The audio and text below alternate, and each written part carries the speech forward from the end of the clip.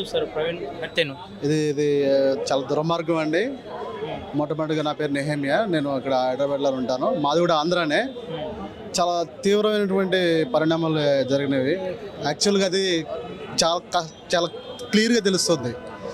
చంపి దాని మీద బైక్ వేశారని చెప్పేసి మనిషి మీద. వాస్తవానికి ఆయన అనేకమైన అంశాలను సామాజికంగా బోధించాడు. బైబిల్ని ఎప్పుడు కూడా ఒక మతం పరంగా బోధించలేదు.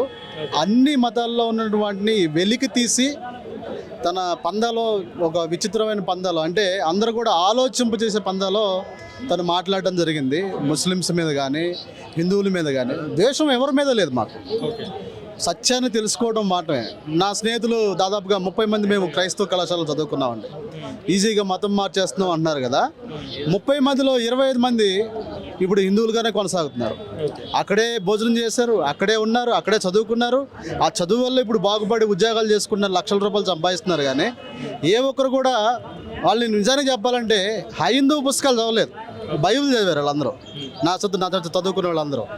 కానీ ఏదో కొంతమంది 5 నుంచి 10 మంది మాత్రమే మేము క్రిస్టియన్స్గా కొనసాగుతున్నాము. మిగతా వాళ్ళందరూ కూడా హిందువులుగా స్టిల్ నేను తీసుకెళ్తాను నా చిన్న స్నేహితుల దగ్గరికి. ఇగో చూడండి, మాకేం మత పిచ్చేం లేదు. నా స్నేహితుడి పేరు సారథి. నాది కూడా ఉంది. వాడి ఇంట్లోకి వెళ్ళి భోజనం చేస్తాం, అట్లా ఏం లేదు. ఆయన దానిలో ఉన్న సత్యాలను వెలికి తీశాడు. సమాధానం చెప్పాల్సింది పోయి ముస్లిమ్స్ అయినా కానీ ఇటు హిందువులైనా కానీ సమాధానం చెప్పాల్సింది పోయి ఆయన్ని చంపడం అనేది చాలా తీవ్రమైనటువంటి పని.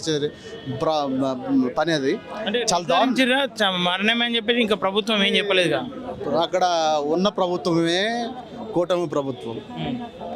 అక్కడ ఉన్న జనాలే దారుణమైన పని చేసి పాలిచ్చే ఆవుని తీసివేసి దగ్గర దాన్ని దున్నపోతం తెచ్చుకున్నారు. వాస్తవానికి అది మాకు కనబడుతుంది.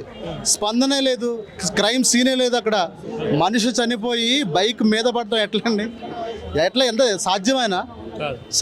ఇప్పుడు బైక్ వెళ్తుందండి, కింద పడతాం, బైక్ చూడండి, మనం చూడడం, పడితే కూడా కాలు మీదో చెయ్యి మీదో లేకపోతే అన్ఫార్చునేట్గా పడుతుంది. అసలు మొత్తం బాడీ మీద పడటం అనేది చాలా దారుణమైనటువంటి విషయం కదా. ఖచ్చితంగా చంపి ఆయన మీద బైక్ వేశారు. ఇది చాలా వాళ్ళు చేయదలుచుకునేది చేస్తారు. ఎవరు చంపారు?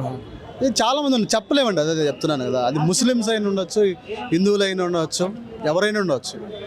నేను డైరెక్ట్గా చెప్పడానికి బెదిరింపు ఏం లేదు. ఇక్కడ క్రిస్టియన్ పెద్దలే కొంతమంది ఆయన మీద పడక క్రిస్టియన్ పెద్దలే చంపారు అని చెప్పేసి మరి కొంతమంది అంటారు. అది కూడా ఉండొచ్చు. ఎందుకంటే ఆయన విచిత్రమైన ఒక నూతన వరవడిని సృష్టించారు క్రైస్తవంలో. ఇప్పుడు ఇక్కడికి వచ్చిన వాళ్ళందరిలో కూడా అన్ని డినామినేషన్లు ఉన్నారు. నేను ఒక డినామినేషన్, ఆయన ఒక డినామినేషన్ కాదు, నిజమైన క్రైస్తవుడు ఆయన.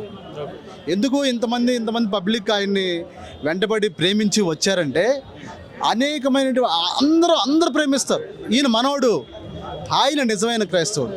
ఆయన ఒక మాట అన్నాడు, నువ్వు మనిషిని మనిషిగా చూడు, హిందువుగా చూడొద్దు, ముస్లింగా చూడొద్దు, జైన్గా చూడొద్దు, క్రిస్టియన్గా చూడొద్దు, మనిషిని మనిషిగా ప్రేమించు. ఎవరు చెప్తారండి? అది నిజమైన క్రీస్తు మాట. క్రీస్తుని ధరించుకున్న వాళ్ళు మాత్రమే అటువంటి అద్భుతమైన మాటలు చెప్పగలరు. సో మేమైతే ఖచ్చితంగా విశ్వసిస్తున్నాం. అన్న ఖచ్చితంగా దేవుని దగ్గరికి వెళ్ళాడు. సో ఆయన చూపించిన బాటలో మేము కూడా నడుస్తాము. సో అంత మంచి వ్యక్తిని కోల్పోవడం అనేది క్రైస్తవానికి నిజంగానే దురదృష్టకరం.